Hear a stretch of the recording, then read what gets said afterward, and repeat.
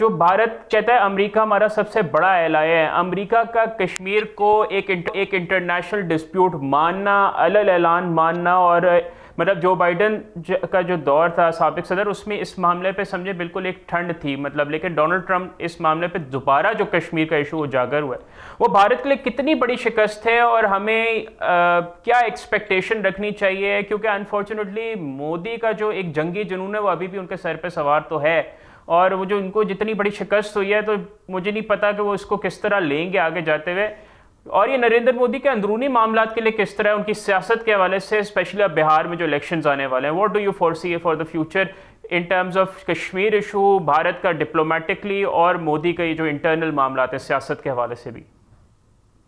देखिए, आइंदा दिनों के लिए नरेंद्र मोदी को एक तो जो उनका कॉन्फिडेंस था वो खत्म हुआ है। हम्म। दूसरा, बात जो है वो इंडिया ने, आप देखिए ना, 22 के बाद जो मोमेंटम बिल्ड किया, हम्म। फौज, एयरफोर्स, पहले तो वो डिप्लोमेटिकली शिकस्त हुई उनको कि हम्म। दुनिया ने उनका केस माना ही नहीं। हम्म। लोग मानते ही नहीं थे कि इंडिया को हम फ्री हैंड देंगे, वो जो बिल्कुल। मर्जी करे।